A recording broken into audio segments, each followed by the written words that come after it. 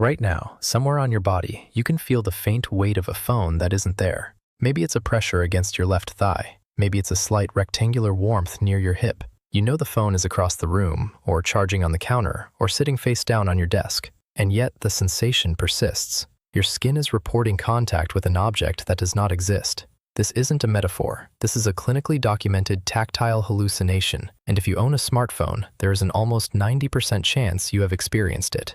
The question of why this happens leads somewhere most people never expect, to a discovery about what your phone has physically done to your nervous system, to the shape of your brain, and to a version of your own body you no longer have access to. In 2010, a physician named Michael Rothberg at Bay State Medical Center in Massachusetts published a study in the British Medical Journal that gave the phenomenon its clinical name, phantom vibration syndrome. He surveyed 232 medical staff and found that 68% of them regularly felt vibrations from devices that were completely still. The number was striking, but Rothberg noted something stranger. When he asked these doctors and nurses whether the phantom vibrations bothered them, the overwhelming majority said no. They had simply accepted that their bodies now produced sensations for objects that weren't touching them. They treated it the way you might treat a twitch in your eyelid, a minor glitch, nothing to worry about. But Rothberg himself wasn't so sure the comparison held up, because an eyelid twitch is your body misfiring on its own. A phantom vibration is your body misfiring in response to a specific external device.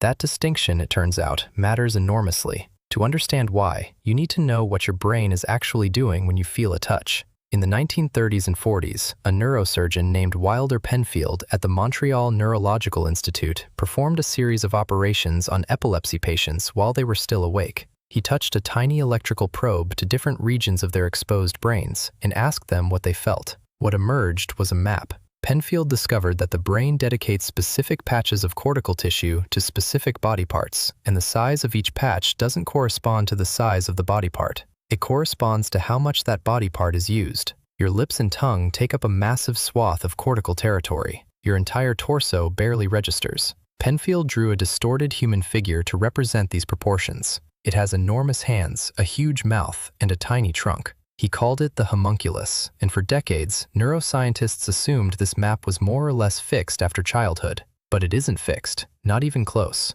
In 2014, a neuroscientist named Arko Ghosh, G-O-S-H, at the University of Zurich published a paper in the journal Current Biology that quietly changed the picture. Ghosh recruited 37 volunteers, placed 62 electrodes on their scalps, and measured the electrical activity in their brains while touching their thumbs, index fingers, and middle fingers. 26 of these volunteers were touchscreen smartphone users. 11 used old-fashioned button phones. When Ghosh compared the brain scans, the smartphone users showed significantly more cortical activity associated with their thumbs and fingertips. And the activity wasn't just generically higher, it scaled directly with how much they had used their phones in the previous 10 days. The more you swipe, the more brain tissue your thumb recruits. Day by day, session by session, your phone is redrawing Penfield's map inside your skull. This kind of cortical remapping used to be something neuroscientists associated with thousands of hours of deliberate, skilled practice. Violinists who train for years develop enlarged cortical representations of their left-hand fingers.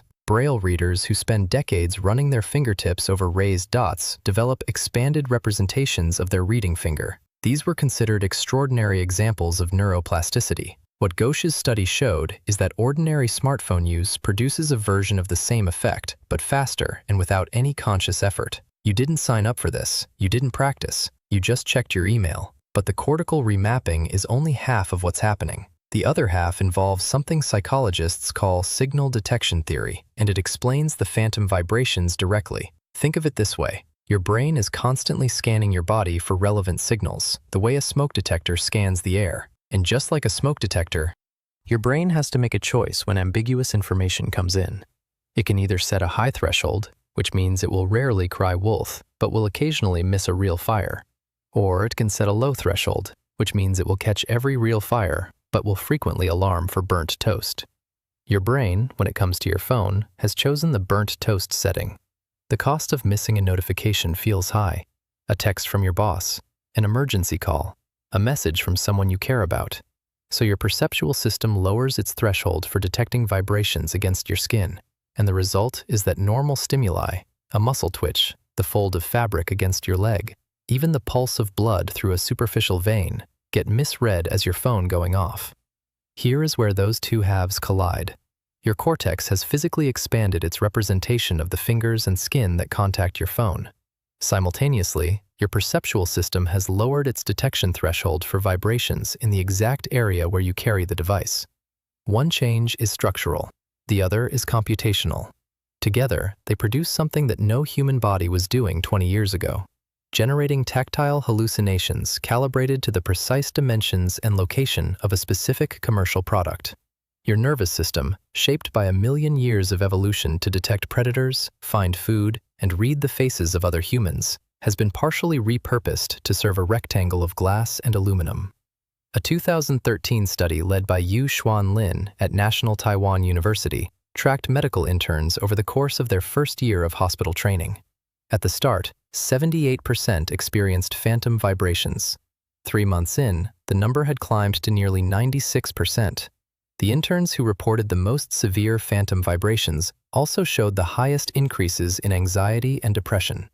Lin's team suggested that the phantoms weren't just a quirk. They were an early warning signal of a nervous system under chronic anticipatory stress, a body that had learned to stay perpetually ready for the next alert. But the phantom vibrations are not the deepest part of this story. They're the symptom. The deeper phenomenon is that your brain now maintains a body schema, an internal map of where your body ends and the world begins, that includes your phone. Neuroscience has known for decades that this schema can extend beyond biological tissue. When you use a rake, your brain temporarily treats the tip of the rake as the tip of your hand. When a blind person uses a cane, the cane becomes part of their felt body. But these extensions are temporary. Put the tool down and the schema retracts. What makes the smartphone different is duration and frequency. You touch this object thousands of times a day. You carry it against your body for virtually every waking hour. You have done this for years. The schema doesn't retract anymore.